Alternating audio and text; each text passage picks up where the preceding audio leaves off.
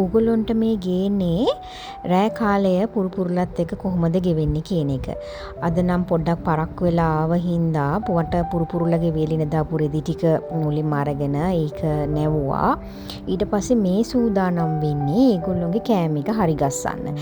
ඉතින් මුලින්ම කියන්න ඕනේ මම මේ පුරුපුරුව තියාගෙන ඉන්නේ බොහොම පොඩි ඉඩක මගේම ගෙදර පුංචි පැත්තක් වෙන් කරලා. ඉතින් මේ තියෙන ඉඩකඩ මට පුළුවන් උපරිමයෙන් මැනේජ් කරගෙන තමයි මේ දේවල් කරන්නේ. ඔන්න ওই විදිහට කෑම එක හරි ගස්සලා ඔක්කොම කරලා කෑම එක නිවෙන්නත් තියලා මේ සූදානම ඒගොල්ලොන්ට කෑම දෙන්න. මේ පල්ලෙහා කොටසේ කට්ටිය තමයි මේ කෑම දෙන්නේ. මේ කොටසේ ඉන්නේ ඇස් පේන්නේ නැති ස්නායු ආබාධිත වගේ අය, කොන්දෙන් පහලෙන් කොටස පණ නැති අය මෙතන නැහැ.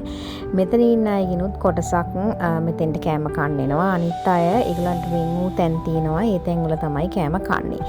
ඉතින් මෙතෙන්දී මට මොනිටර් වෙනවා කවුද කෑම කන්නේ, කවුද කෑම කන්නේ නැත්තේ, කවුරු හරි කෑම කන විදිහේ අඩුවක් තියනවාද, මේ හැමදේම වෙන් වෙන් වශයෙන් මට මේ කොටස් වලට වෙන් කරලා කෑම දෙන එකෙන් අඳුර ගන්න ලොකු පහසුවක් වෙලා තියෙනවා.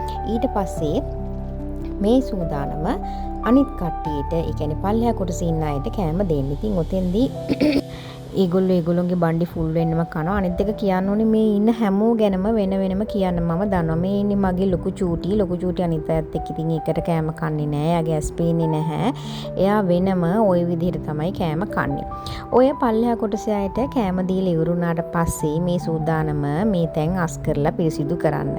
ඉතින් කෑම දීපු භාජන ඔක්කොම අයින් කරලා කෑම කාපු භාජන ඔක්කොම එකට එකතු කරලා ඒවා සෝදන තැනින් තියලා ඊට පස්සේ මේ කොටස සම්පූර්ණයෙන්ම අතුගාලා ඉවර කරනවා. මොකද ඊළඟට තියෙන්නේ මොප් කරන්න හන්දා.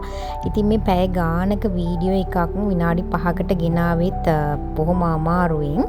ඉතින් මේ ඊට පස්සේ ඔයගොල්ලෝ දකින්නේ හැමදාම මම පුරුපුරුවන්ට බෙහෙත් ගේන්න යනකොට හොදගෙන එනවනේ රෙදි. අන්නේ රෙදි මේ විදිහට වේලින්න දානවා. එතකොට ඒක පහවදා උදේ වෙනකොට වේලිලා තියෙන හින්දා. ඉතින් මේක ලේසි පාසු රාජකාරියක් නන් නෙමේ. මමම අවුරුදු ගාණක් තිස්සේ කරලා මේ දේවල් පුරුදු වෙලා තියෙන හින්දා මට පැය කීපයක් ඇතුළත මේ ටික කරගන්න හැකියාව ලැබිලා තියෙනවා. ඊට පස්සේ ඔයගොල්ලෝ මේ දකින්නේ හොදගෙන ආපු රෙදි වේලලා ඉවරනාට පස්සේ තාම මේ කොටස මොප් කරලා ඉවර නැහැ. තාම අතු ගාලා විතරයි තියෙන්නේ පල්ලෙහා කොටස.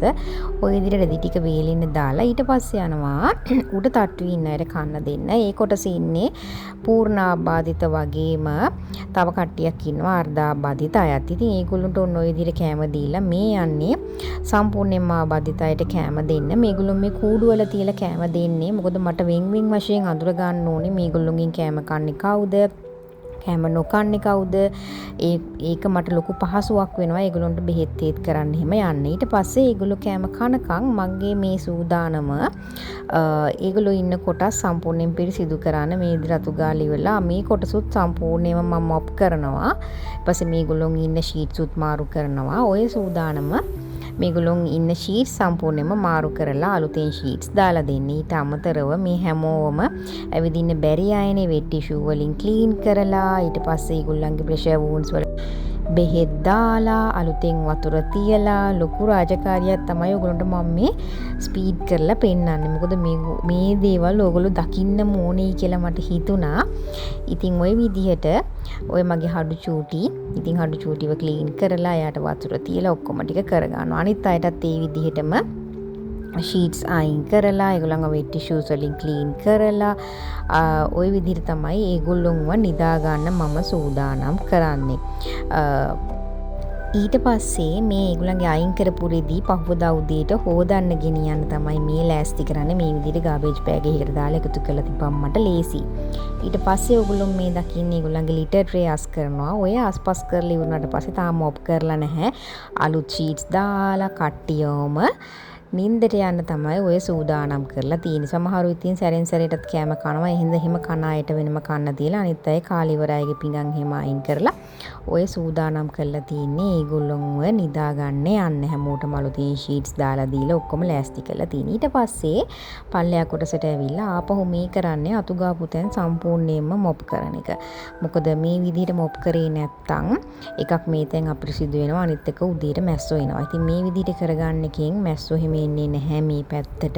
ඒ වගේම ඒගොල්ලන්ට පිරිසිදුව ඉන්නත් මේක ලොකු පහසුවක් වෙනවා. ওই විදිහට මොප් කරලා ඔක්කොම කරලා ඉවර වුණාට පස්සේ උගුලුන් ඉස්සරහට දකීරි දිවනලා ඔක්කොම කරාට පස්සේ කැටීරිය එක කොහොමද දිස් වෙන්නේ කියලා මේ පල්ලෙහා කොටසේ කට්ටිය අස්පස් කරලා ඔක්කොම කරලා වුණාට පස්සේ තමන්ට කැමති තැන් වලට වෙලා නිදා ගන්න තමයි ඔය සූදානම් වෙන්නේ. ඒගොල්ලන්ගේ කැම දීපු භාජන හොදලා ඔක්කොම අස් කරලා තමයි තියෙන්නේ මේ වෙනකොට.